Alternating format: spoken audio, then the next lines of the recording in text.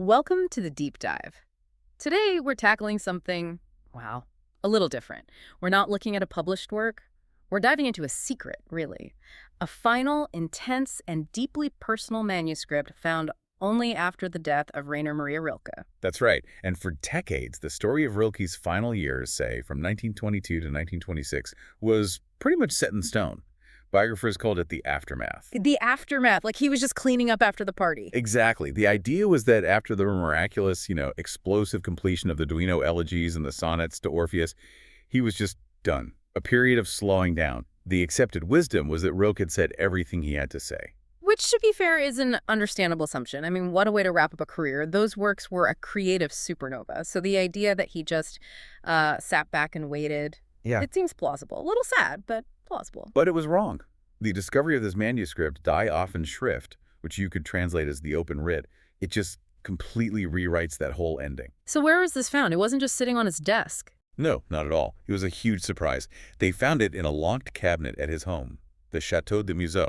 And when they opened it, everyone was expecting, receipts, maybe some legal letters, the boring stuff. The administrative dust of a life. Right.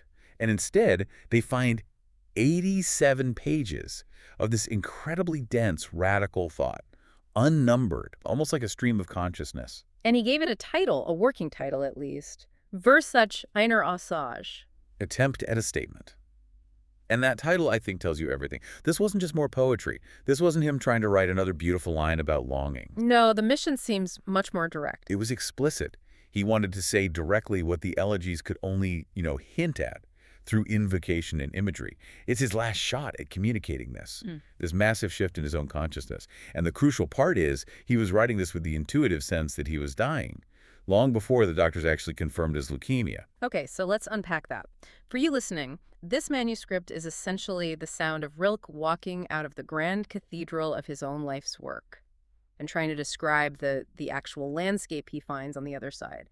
This changes everything we thought we knew. It absolutely does. And the first, most powerful realization he puts down on paper is that his own art, the thing he had perfected his entire life, had become a hindrance, an obstacle. Wow, okay, hold on. That's a huge thing for him to say.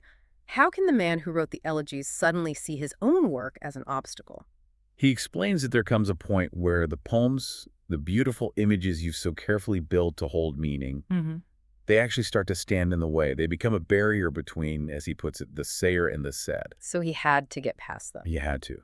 He writes that he must now walk out the other side, into the country where no image has been. It's this ultimate artistic paradox, right? The very tool he mastered was now blocking him from direct experience. And weirdly, his illness, his failing health, played a huge role in this breakthrough. A central role. For him, it wasn't a punishment. It wasn't just decay. It was an approach to this new territory. He talks about how the body knows what the doctors cannot find. The weakness, the fact that he was physically diminishing, it made him less substantial, more porous. So the body isn't the prison keeping him from God or whatever. It's the very thing that's dissolving the boundaries for him. Exactly. And this shift completely changes his most famous creations, the angels from the elegies. Right. The terrifying angel. Terrifying, because they were these perfect, overwhelming mirrors of human longing. They were projections, born from our condition of separation. They showed us the unity we craved but could never reach. But now he's not interested in the projection anymore. Precisely. He's looking for what he calls something more fundamental, more inward. He's trying to find the space from which the angels themselves emerge.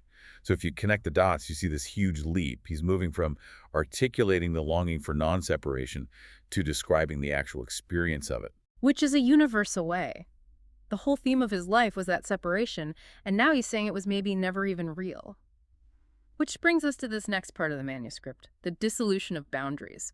He'd spent his career talking about praise. And even praise, he realizes, requires a separation, doesn't it? You have the praiser over here and the thing being praised over there. A relationship between two things. Right. But in the Open Writ, that shifts completely to identity. The goal is no longer I singing the world. It's the singing that is both I and world at once. That gap we perceive, he just says flat out, it was never real. And he doesn't just say this as a philosophy. He describes a physical experience he had. The membrane.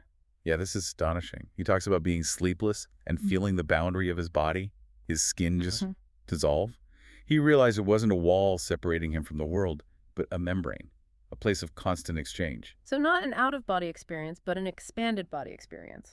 That's the perfect way to put it. He felt expanded. He describes his body as just a concentration point in a limitless field.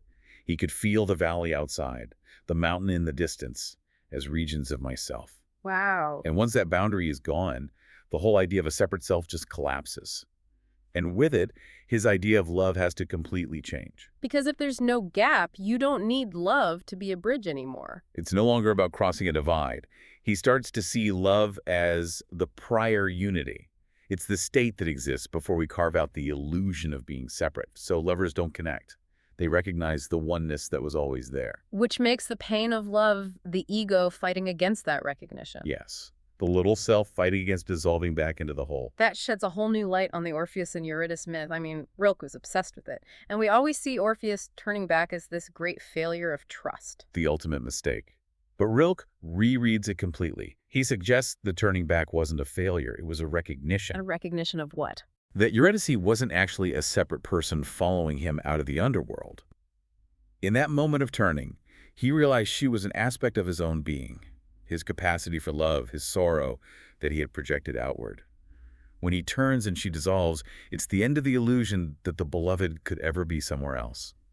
His final song isn't one of grief, it's one of understanding. He's finally found her everywhere. That is stunning. It turns the tragedy completely on its head. It's not about loss, it's about realization. So as he gets closer to his own death, this internal dissolution starts to become a very real lightening of the load. It's a very moving part of the manuscript.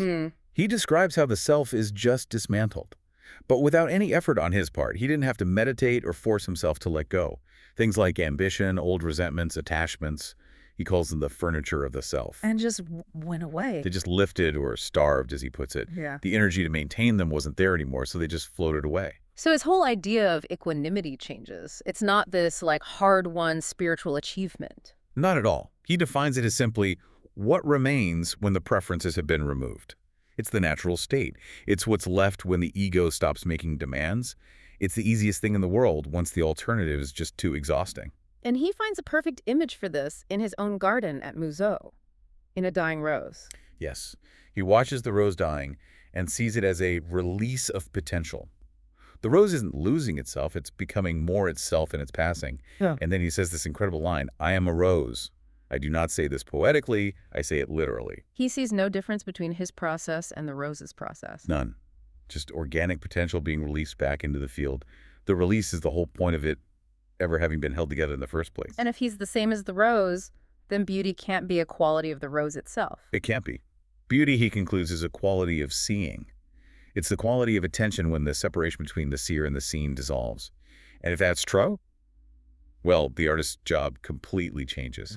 The poem isn't the beautiful thing. The poem is a lens, a window, that you, the artist, create to make that quality of attention possible for other people. It's a tool to train you to see beautifully. Yeah, that's a profound responsibility. And as all of this quiets down inside him, he starts to hear something, a sound. Yeah, a pervasive, unidentifiable hum, a vibration that's underneath everything. He wonders if it's just neurological, but he experiences it as a revelation. He calls it the cosmic tone, the fundamental note beneath all the noise. He even speculates it could be the primordial sound, the Om, that he's finally quiet enough to hear. The sound of existence itself, which you can only hear when the self stops talking. But this journey isn't all, cosmic tones and roses. The manuscript takes a really painful turn in what he calls the continuation pages, a kind of final accounting. This is where the metaphysical poet just slams into the flawed human being, and he focuses on what he sees as his greatest failure, his relationship with his daughter Ruth. He confesses that his famous absence, his whole artistic solitude, The thing that made his work possible. was, in his words, motivated by cowardice and fear. He says he sacrificed the living for the maid. It's a brutal moment. The great genius brought low by the simple, painful reality of being an absent father. And he knows no amount of poetry can fix that. He's crystal clear on that. The weight of that confession is just immense. It's this moment of brutally honest self-judgment. And yet right after this confession, there's this strange moment of reconciliation. Not with others, but with his own body. It's amazing. He finds this unexpected final love for his failing body. He calls it the thing poem of myself.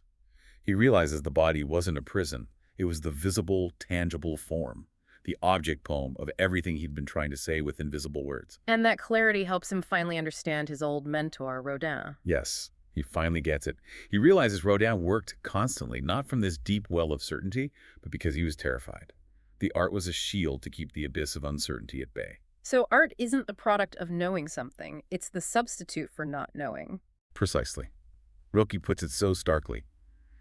We make it because we do not know. We create solid things in the world because we can't find that solidity inside ourselves. Each sculpture was a victory over doubt, not a statement of truth. So all of this leads him to a kind of final credo. What are the key takeaways for someone listening? They're really threefold. First, existence is one thing. The wave is just what the ocean is doing. Second, consciousness isn't made by the brain, it's just filtered through it. The source is limitless. And third, art is a technology of recognition. It's a tool to help us see that prior unity that's already there. And despite all the pain, the guilt, the physical agony, the final word he wants recorded is joy. It's not what you'd expect, is it? Yeah. But it's a quiet joy. He calls it the joy of setting down a burden. Not a triumphant joy, but a deep relief. He insists that joy and pain are inseparable, two sides of the same coin. And he says, let that be the last word. And his actual last words, or his last request, was so perfectly Rilkean, help me to my own death. The translator of the manuscript has this amazing take on that. He doesn't think Rilke was asking for help to die. He was demanding conscious, unmediated participation in his own transformation. He was asserting ownership over his own passage. He wanted to be fully present for the final dissolution he'd spent 4 years trying to describe. Which brings us to this idea of the pattern persisting. The person dissolves, but the marks on the paper remain. Writing becomes, as you said, the technology by which the dead continue to shape the living. It persists, and it brings you right back around to his earlier work, to that famous poem about the panther in the cage. Whose gaze, from going through the bars, has grown so tired that it holds nothing anymore. Right, and so the question this whole deep dive leaves us with, the one the translator poses, is built on Rilke's final vision. If the bars of the self are gone, if the cage is finally opened, what happens when that tired gaze, released at last, can roam without obstruction through the open it always sought? A question he seems to have answered for himself at the very end. It suggests the whole struggle wasn't about achieving something new, but about finally accepting the boundlessness that was there all along. A radical fitting end to a life spent looking.